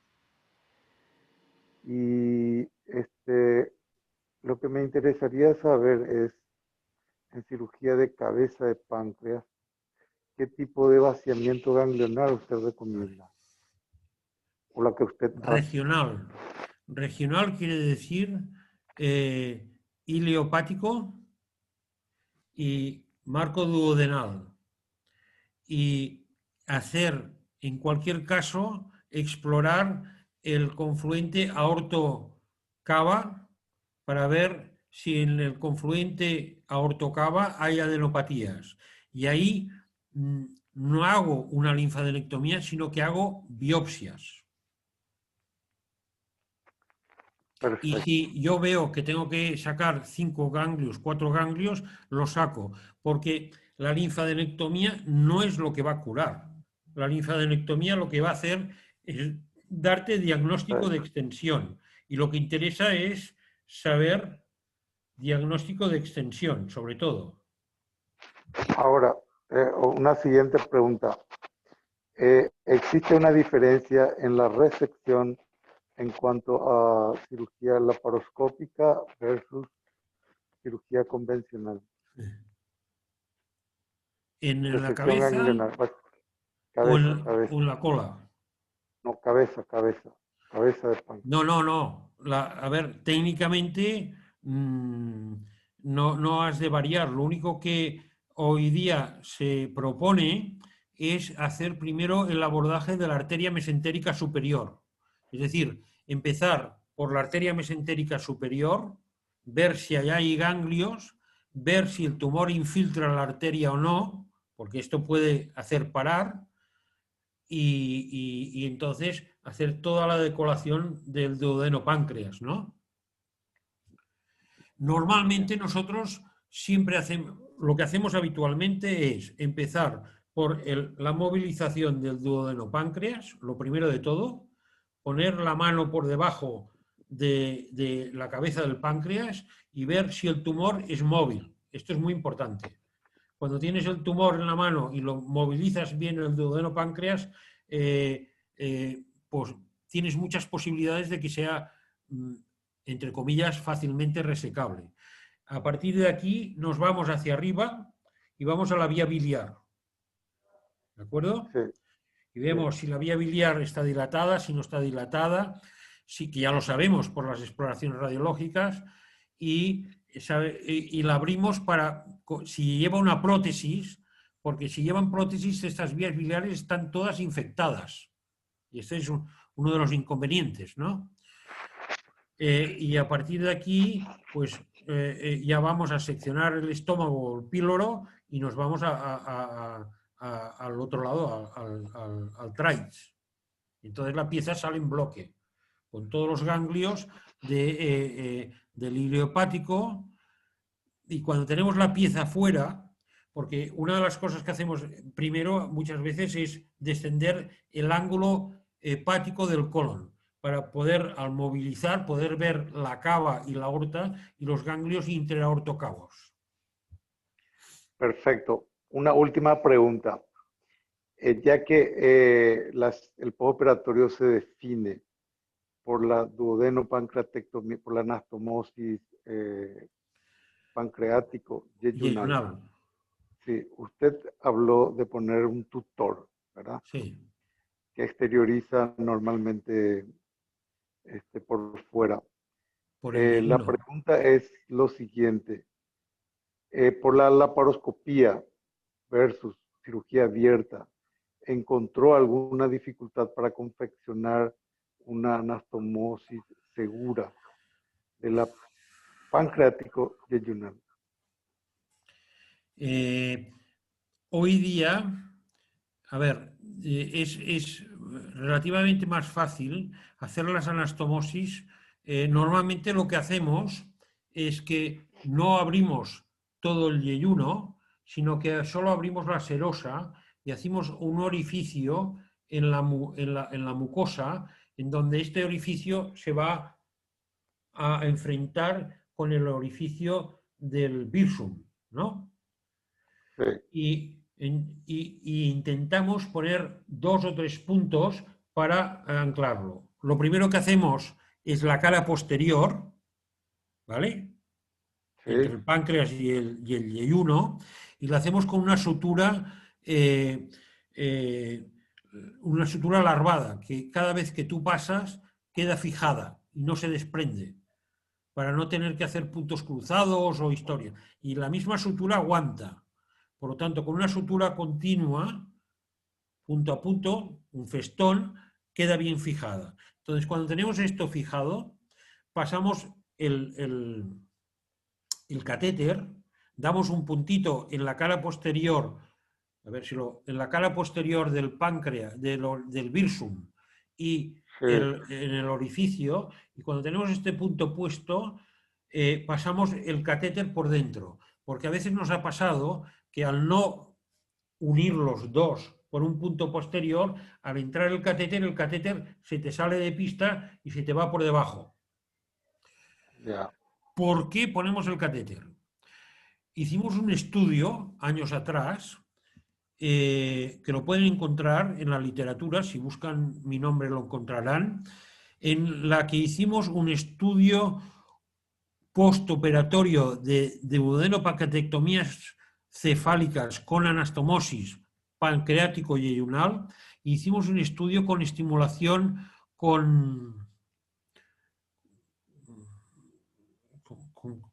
no con somatostatina, con serotonina, para para crear producción de jugo gástrico, y esto con una colangioresonancia se podía ver si la anastomosis era funcionante o no era funcionante. y nos dimos cuenta de que había muchos pacientes de que la anastomosis se cerraba y que por lo tanto la función exocrina del páncreas, es decir, el jugo pancreático, quedaba bloqueado y se atrofiaba el cuerpo cola de En el páncreas. tiempo. El tutor servía para mantener esta conexión. Lo dejamos un mes, ¿eh? Se lo sacamos a la gente directamente, como sale al exterior, se lo sacamos en el ambulatorio, en la consulta. Doctor, Porque se fija con un hilo reabsorbible, entonces esperas que pasen un mes y medio y te sale solo sin problemas. Perfecto. una pregunta, doctor, con respecto a este tutor. ¿Y esto no le disminuyó también el porcentaje de fístula pancreática? ¿O cree que no? ¿No? No, lo único que me ayuda el tutor es a conductar la fístula dentro del intestino. Si fuga, me parece que, no sé si son, yo no me acuerdo ahora, no lo he mirado, pero puedo decirle un 20%. Lo que pasa que son fístulas que se clasifican, como siempre decíamos, en tres, ¿no? En bajo grado, mediano o alto grado. Las fístulas graves son mínimas. Ya. Cuando hay fístula grave, además es biliopancreática muchas veces, cuidado. Se asocia a veces con hemorragias y se asocia a veces con cuando tú ves un enfermo que le cuesta mucho vaciar el estómago, que le cuesta mucho vaciar y que vomita, algo pasa en la anastomosis. Doctor, y apreciamos mucho su experiencia en cuanto al tipo de anastomosis. ¿Usted tiene experiencia también a la anastomosis pancreático-gástrica? Poca y mala. Yo reconozco que hay gente que tiene buena experiencia y aquí en mi país hay algún grupo que se ha dedicado a cuidar esto. Pero funcionalmente después no aporta ninguna mejoría. El porcentaje de fugas no es distinto y a mí me repugna dejar un agujero en el estómago cuando la anastomosis falla, porque por allá sale la comida. ¿Me explico? La encuentro muy antinatural y no me ha aportado mejoras y por lo tanto no la utilizo. Otra cuestión muy interesante, que hay grupos, yo lo he hecho durante mucho tiempo, es utilizar dos asas para la reconstrucción. Una asa para la anastomosis pancreática y otra asa para la anastomosis gástrica y biliar. De forma que la anastomosis pancreática quede aislada y si falla, se convierte en una fístula pancreática, en cualquier caso pura, pero no una fístula biliopancreática. Es más largo de elaboración, fallan igual, las fístulas se hacen igual, pero yo creo que tiene sentido, porque es menos, para decirlo así, menos agresiva, ¿no? Al final esto es como los quistes sacros, ¿no? Que haces 50.000 técnicas y acabas siempre con la primera que te enseñaron cuando eras jovencito. Excelente. Gracias, gracias, doctor. Una pregunta, doctor Vicente. O sea, tengo algunas un poco anacrónicas porque ya estamos hablando de las técnicas y tal, y me quedé pensando en sus primeras diapositivas con el manejo de los quistes, ¿verdad? De las lesiones quísticas realmente. Muy interesante. A mí me interesa muchísimo porque cada vez vemos más, ¿verdad? Y sobre todo los incidentalomas. En sus slides, hablando sobre características que tendrían que llamarte la atención para pensar en neoplasias, no sé si es profeso, pero no puso usted el calibre del Wirsum y que hoy por hoy se habla mucho. ¿Le dan en el hospital de ustedes, le dan alguna importancia? Número uno, y número dos, la punción de estas lesiones quísticas, ¿miden siempre en todos los casos del CA19-9, el CEA, y qué valor le dan a eso? Sí, bueno, vamos a ver. De las lesiones que yo les he enseñado, las más discutidas recientemente son las lesiones quísticas intraductales, ¿de acuerdo? Y los quistes serosos mucinosos, ¿vale? Que son distintos. Entonces, vamos a ir por las primeras. El intraductal multicéntrico debe de operarse siempre. El intraductal de ductus principal debe de operarse siempre, porque crea estenosis del Wirsum y la acumulación de moco hace que distalmente se dilate el Wirsum y hacen pancreatitis Damón, distales. La gran discusión siempre, y hay aspectos que te definen si son más agresivos o puedes esperar un poquito más o no puedes esperar un poquito más. La tendencia hoy día es a ser un poquito más conservadores. ¿Por qué? Porque podemos pincharlo, podemos medir si tiene mucina o no tiene mucina, podemos mirar el CEA 19-9, podemos mirar si hay células neoplásicas. Por lo tanto, y esto con la ecoendoscopia ha hecho avanzar muchísimo. Ecoendoscopia. Los endoscopistas se han de espabilar. Esta es la cuestión.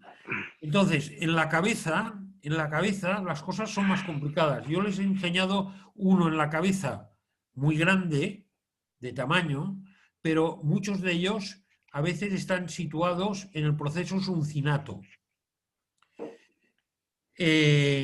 Los intraductales de ductus secundario, yo creo que si no hay muchos signos claros de mal pronóstico, se han de observar y punto.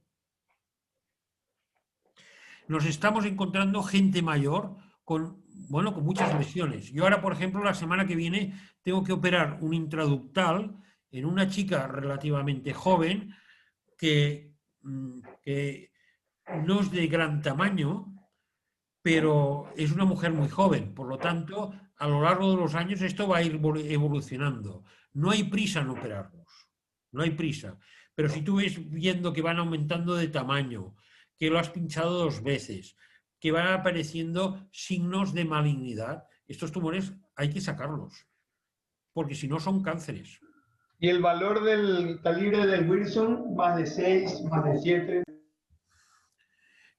Para mí el valor es el calibre, el diámetro de la lesión. En intraductales, Y después en intraductales se están haciendo resecciones en el proceso uncinatos. Si están un poquito separados de la vía biliar terminal y del ductus principal, se pueden hacer resecciones locales, si son pequeños y altamente sospechosos. Otra cosa es el mucinoso. La disquisición entre el diagnóstico diferencial entre un quiste seroso y un quiste mucinoso. El diagnóstico te lo da la radiología y el líquido. El seroso es multilocular, es este grandote que han visto tan grande que lo hicimos porque tenía hipertensión portal, si no, no lo hubiéramos operado. Un seroso no se ha de operar jamás. En cambio, un mucinoso es como en el ovario, son lesiones premalignas. Por lo tanto, hay que operarlas siempre. Y en el caso de los Franz Gruber, nosotros tuvimos 2 casos. Uno en la cabeza, el tumor de Franz, que usted creo que habló que tenían, en su casuística tenían 1, ¿verdad? Nosotros, 1 sí era muy sintomático, estaba en la cabeza y bueno, hicimos una Whipple. Pero el segundo era una chica joven en el cuerpo, y no era sintomático. Era una señora que vino, era una chica que vino a hacerse un estudio de rutina y encontramos, ¿verdad? La duda nuestra fue sacar o no sacar, y comento porque creo que todos lo saben, ahí operamos en la sala. Lo sacamos porque era una persona no muy afecta al consultorio, no iba a seguir controlándose. Y era, sobre todo porque era de cuerpo y cola, era mucho más fácil, ¿verdad? Pero lo sacás siempre. La gente joven es un problema, ¿eh? No son disciplinados. A ver, por ejemplo, esta chica que han visto uno que era pequeñito y que estaba muy centrado en el cuerpo, esta chica se hizo una observación durante 3 años y lo que vimos es que tenía un crecimiento progresivo y delante de esta situación decidimos operarlo. Algunos casos hemos hecho pancreatectomías centrales, si son pequeños y están situados en el centro, pero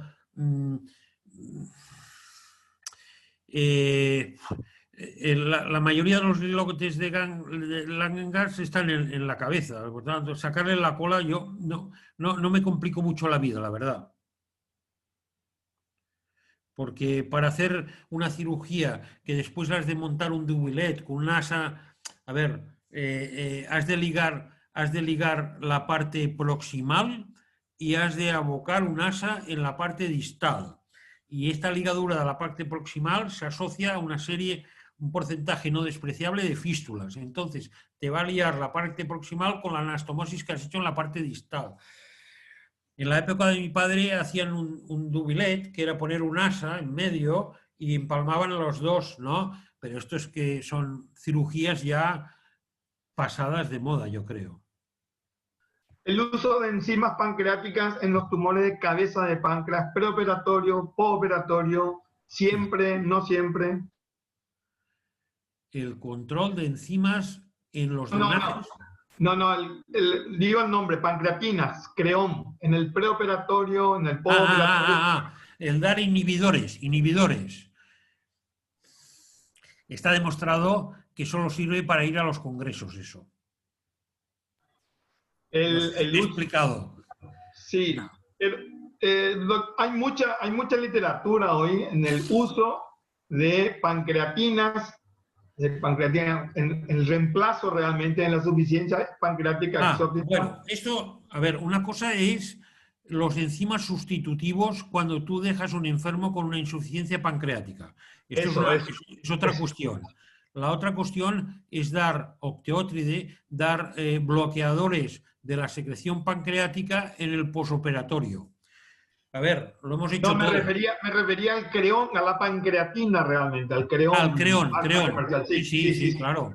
Sí, todos estos enfermos, un porcentaje muy importante de estos enfermos acaban tomando creón porque, lo que les dije antes, la secreción del jugo pancreático en la anastomosis pancreático-intestinal no funciona. Entonces, estos enfermos tienen una insuficiencia pancreática digestiva y hay que darles creón. Y un porcentaje importante, ¿eh? Pero esto bueno, yo si veo que mi digestólogo o los digestólogos de mi equipo no se lo dan y sigue con las diarreas, no le digo nada y se lo doy yo y ya está. Pero generalmente lo manejan los digestólogos. Hace el diagnóstico usted y le da a usted, claro. Bueno, le dices, mire, tome creón durante 2 meses. ¿Cómo ha ido? ¿Ha mejorado las diarreas? Pues seguro que tiene una insuficiencia exocrina pancreática. Por lo tanto, te está diciendo que la anastomosis que tú le has hecho no está funcionando. No está tapada. Funcionando. Por eso dejamos una temporada los catéteres. Usted tiene un paciente con una lesión muy resecable en la cabeza del páncreas sobre un sobre un páncreas con pancreatitis crónica, atrófico. Signos claros de pancreatitis crónica. ¿Qué le hace? Primero, dudar si tiene un cáncer o son efectos de la pancreatitis crónica. Esto es lo primero de todo.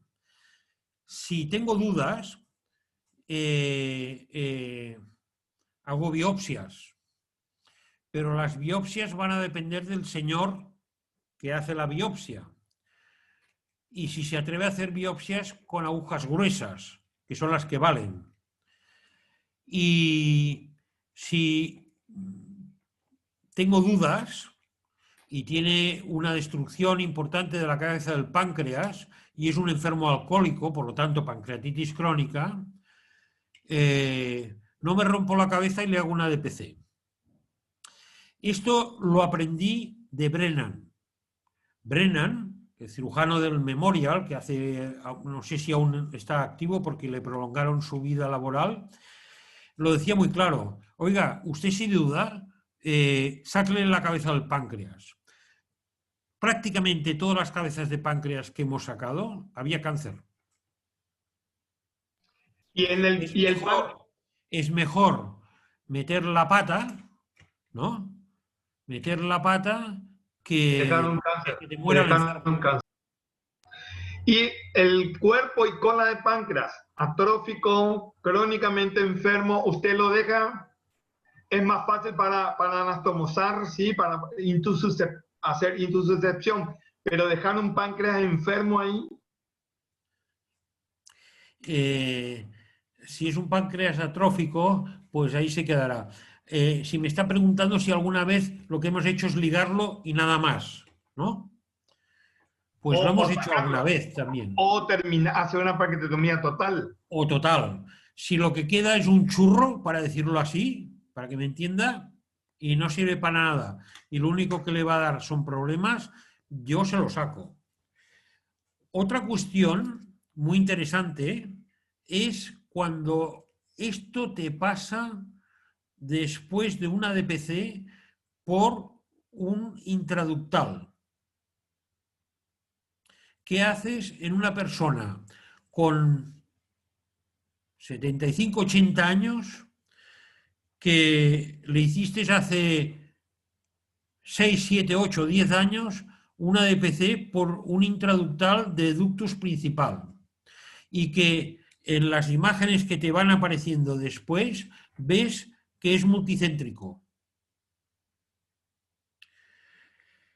Pues depende. Si es una persona mayor, si tiene calidad de vida, si está dispuesta, hay que explicárselo muy bien, porque una pancreatectomía total en una persona de 80 años, 85 años, pues hay que pensarlo muy bien, ¿eh? Hay que pensarlo muy bien. Entonces, ahí hay dudas, siempre hay dudas, hay gran discusión en el comité, ¿no? Doctor, una pregunta, doctor, con respecto a lo que usted había dicho, que en sus estudios usted había dicho que más de 75 años no aconseja operar en pacientes frágiles. No. Yo no he dicho esto, ¿eh? No, en pacientes frágiles. La pregunta es, ¿quién define frágiles? O sea, ¿qué score usan? Usted tiene un equipo de clínico en su hospital que ellos decían que es frágil. No. ¿Qué score usan o qué parámetros usan para catalogar de frágiles a un paciente más de 75 años? El próximo día. Próximo día.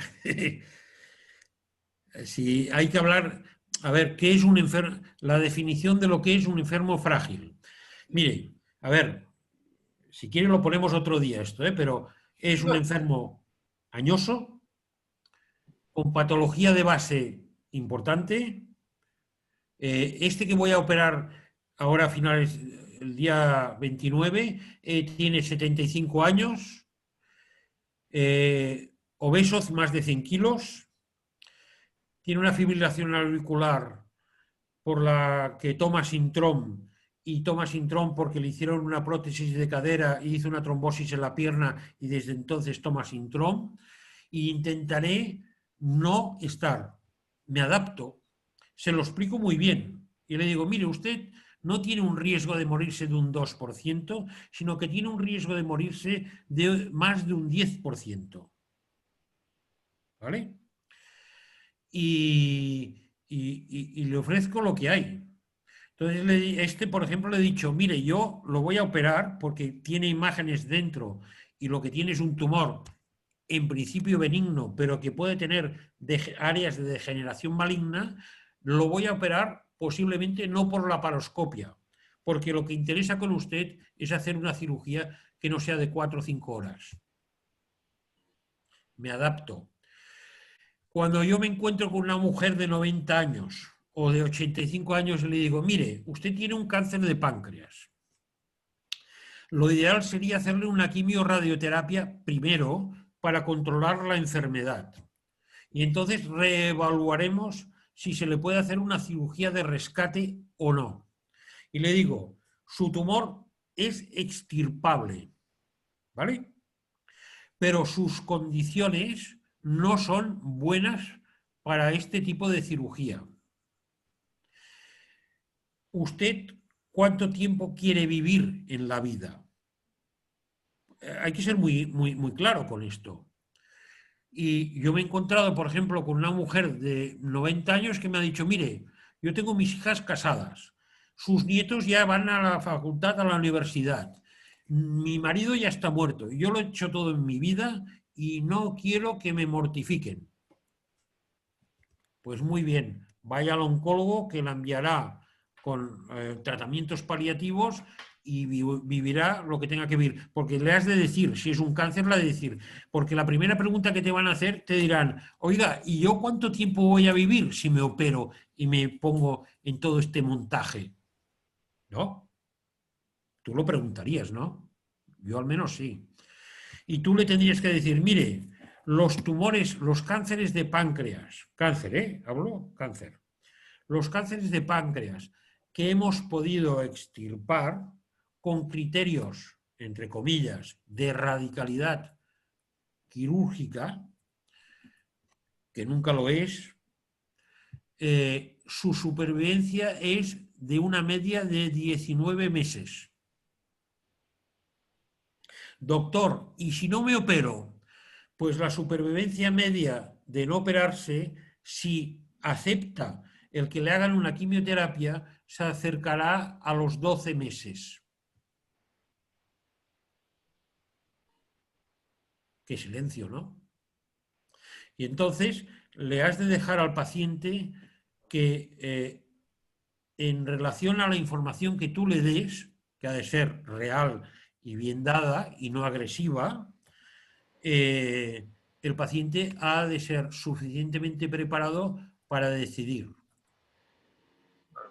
¿Qué pasa? Que en nuestro ambiente, pues el índice intelectual para tomar decisiones a veces no es tan fácil. Y entonces te salen los hijos y te sale... Pero bueno, hay que aceptarlo porque al final el paciente ha de firmar un consentimiento conforme tú le vas a hacer todo lo que le has explicado con las consecuencias que tiene. Y esto hay que explicarlo al paciente. ¿Ustedes aquí les hacen firmar un consentimiento informado cuando los van a operar? Pues esto implica legalmente que tú le has explicado todo lo que está relacionado con su enfermedad, con las alternativas que tiene y con las complicaciones que puede tener. No sé. Doctor. ¿Sí? No sé si le he podido contestar. Doctor, ¿qué experiencia tiene usted de...? Mi experiencia es que cualquier ser humano se agarra a la barra todo lo que puede. ¿Me siguen?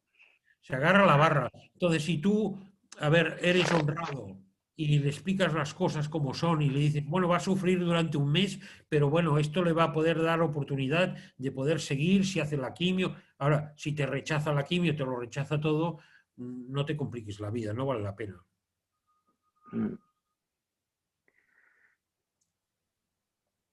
¿Y resecabilidad luego de neoadyuvancia, quimioterapia y radioterapia en cáncer de cabeza de páncreas? Pero mira, ¿sabes qué pasa? Que cuando tú tienes pacientes que ha sido agresivo, yo soy mentalmente agresivo, Me gusta ser agresivo porque me gusta luchar contra la enfermedad, ¿no? Y cuando los ves y tú le dices, mire, su supervivencia media va a ser de 20 meses, y te viene al cabo de 5 años y te dice, mire usted, me decía que 20 meses y llevamos 5 años, esto da una satisfacción, ¿no? Ya. Ante tirados al río, que decimos aquí, tirados al río, pues tira para adelante, ¿no? Y hay que ser optimista porque por 3 enfermos que puedas alargarles la vida más allá de 5 años, y hoy día el soporte quimio, radio, cirugía bien encajado alarga mucho la supervivencia de los pacientes, pues te ayuda a luchar, ¿no? Perfecto. Los jóvenes no preguntan. Sí, claro, preguntamos los jóvenes, preguntamos. Venga, Doctor, venga. una pregunta. ¿Dejan siempre drenaje detrás de la anastomosis? ¿Dejan siempre un drenaje ahí, un drenaje aspirativo? En la DPC, tanto en En la la DPC, DPC. sí, en la DPC dejamos uno por delante y uno por detrás. Uno subhepático y otro por debajo. 2. O sea, drenamos, intentamos conductar muy bien la fístula pancreática. Esto es muy importante. En promedio, ¿cuánto tiempo le dejan los drenajes? No hay prisa. Depende de lo que drenen. Si drenan poco, si no drenan, drenan mucho. Las esplenopancreatitomías distales, tanto abiertas como laparoscópicas, todas hacen una colección, todas. Pero si tú lo has drenado bien, el sufrénico izquierdo, y pones un drenaje delante de la sección del páncreas y se conducta la fístula, normalmente al cabo de un mes y medio, se ha secado. Porque salieron entre el año pasado y en el 2018 una serie de estudios que dicen que mantener el drenaje mucho tiempo perpetúa la fístula, una serie de cosas, pero a mí me da un poco de temor sacar un drenaje que después tengo que ponerle otra vez algún tratamiento percutáneo, ¿verdad? Dejar porque te va a hacer una colección. Bueno, cirujanos optimistas los hay en todos sitios, ¿no? La gente no, ¿Puedo hablar? la gente no se quiere ir a casa con un drenaje. Y esto es un inconveniente, pero hay que explicarlo bien, y punto. ¿Sí? ¿Quién preguntaba? Sí, solicito al moderador hablar. Ok. Levante la mano, que lo vea. Muchas gracias, doctor. Ah, no lo veo. Doctor, le habla el Bien. profesor doctor.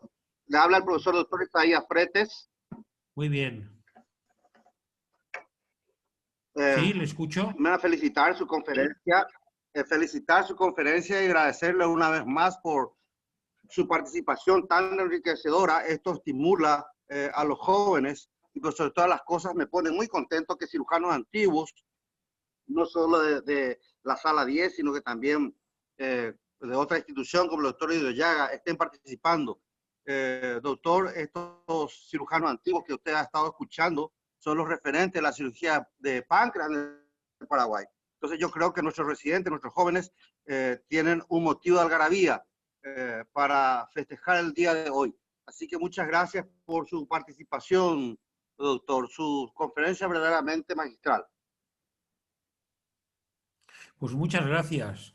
Yo creo que vamos a tener que cerrar, ¿no? ¿Ok? Bueno, tenemos 2 horas. ¿Qué dice el doctor Sayer, que es el que ha estado como moderador el día de hoy? Porque no veo al doctor Evelio por aquí. Creo que tuvo un inconveniente, quizás. Ah, bueno, ya pasa. Bueno, no. Muy buena la charla, excelente.